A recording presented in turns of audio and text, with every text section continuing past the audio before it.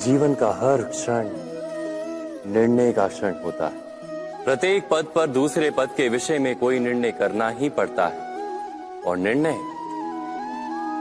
निर्णय अपना प्रभाव छोड़ जाता है। आज किए गए निर्णय भविष्य में सुख अथवा दुख निर्मित करते हैं, ना केवल अपने लिए, अपने परिवार के लिए भी, आने वाली पीढ़ियों के लिए भी। जब कोई दुविधा सामने आती है तो मन व्याकुल हो जाता है, अनिश्चय से भर जाता है। निर्णय का वो क्षण युद्ध बन जाता है और मन बन जाता है युद्ध भूमि। अधिकतर निर्णय हम दुविधा का उपाय करने के लिए नहीं, केवल मन को शांत करने के लिए लेते हैं। पर क्या कोई दौड़ते हुए भोजन कर सकता है? नहीं। तो क्या युद्ध से जूझता हुआ मन कोई योग्य निर्णय ले पाएगा? वास्तव में शांत मन से जब कोई निर्णय करता है तो अपने लिए सुखद भविष्य बनाता है। किंतु अपने मन को शांत करने के लिए जब कोई निर्णय करता है तो वो व्यक्ति भविष्य में अपने लिए कांटों भरा वृक्ष लगाता है। स्वयं विचार कीजिएगा।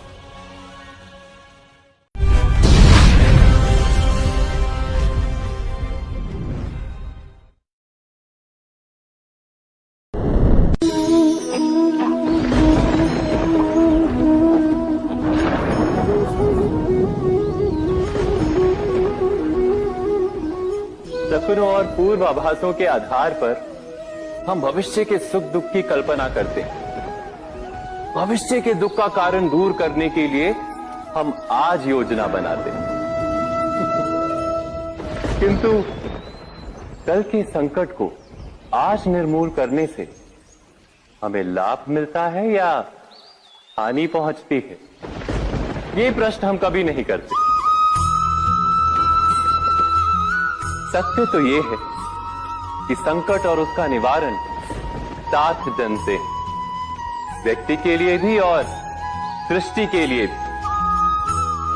नहीं, आप अपने भूतकाल का स्मरण कीजिए, इतिहास को देखिए। आप तुरंत ही ये जान पाएंगे कि जब जब संकट आता है तब तब उसका निवारण करने वाली शक्ति भी जन्म लेती है। यही तो जगत का चलन है। वस्तुतः संकट ही शक्ति के जन्म का कारण है। प्रत्येक व्यक्ति जब संकट से निकलता है तो एक पद आगे बढ़ा होता है, अधिक चमकता है, आत्मविश्वास से अधिक भरा होता है, न केवल अपने लिए अपितु विश्व के लिए भी। क्या ये सत्य नहीं? वास्तव में संकट का जन्म है एक अवसर का जन्म, अपने आप को बदलने का, अपने विचारों को ऊंचाई पर करने का अवसर, अपनी आत्मा को बलवान और ज्ञान मंडित बनाने का। जो ये कर पाता है उसे कोई संकट नहीं होता, किंतु जो ये नहीं कर पाता वो तो स्वयं एक संकट है विश्व के लिए। विचार कीजिए।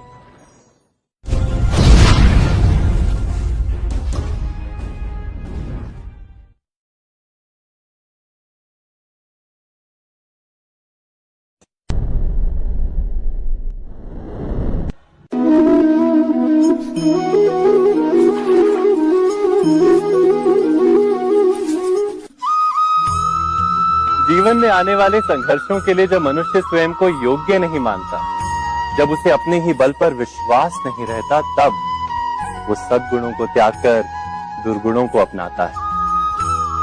वस्तुतः मनुष्य के जीवन में दुर्जनता जन्म ही तब लेती है जब उसके अंतर में आत्मविश्वास नहीं होता। आत्मविश्वास ही अच्छाई को धारण करता है। ये आत्मविश्वास है क्या?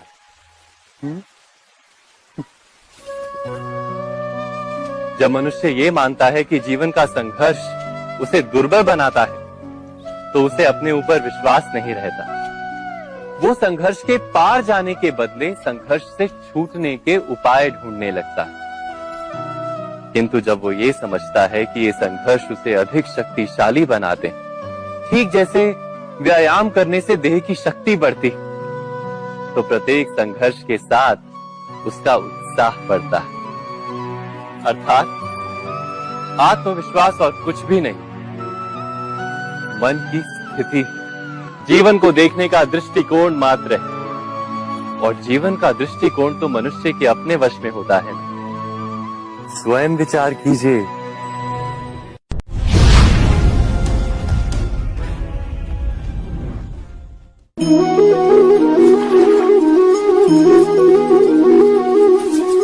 पिता सदा ही अपने संतान के सुख की कामना करते हैं, उनके भविष्य की चिंता करते रहते हैं।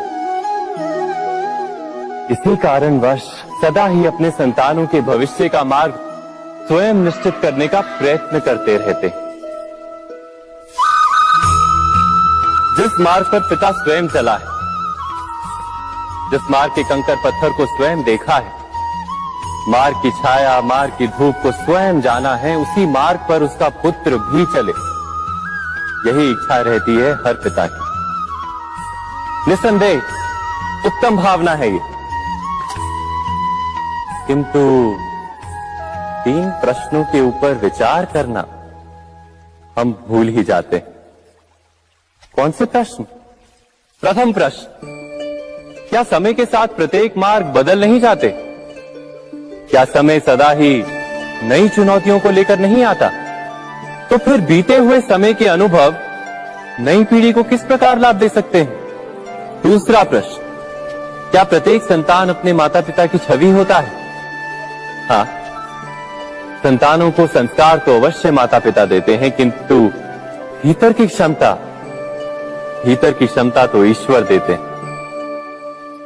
तो जिस मार्ग पर पिता को सफलता मिली है, विश्वास है कि उसी मार्ग पर उसकी संतानों को भी सफलता और सुख प्राप्त होगा। तीसरा प्रश्न, क्या जीवन के संघर्ष और चुनौतियां लाभकारी नहीं होती? क्या प्रत्येक नया प्रश्न एक नए उत्तर का द्वार नहीं खोलता?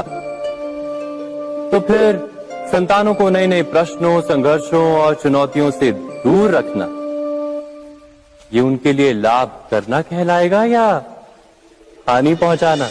अर्थात जिस प्रकार संतान के भविष्य का निर्माण करने के बदले उसके चरित्र का निर्माण करना श्रेष्ठ है, वैसे संतानों के जीवन का मार्ग निश्चित करने के बदले उन्हें नए संघर्षों के साथ जूझने के लिए मनोबल व ज्ञान देना अधिक लाभदायक नहीं होगा? स्वयं विचार कीजिए।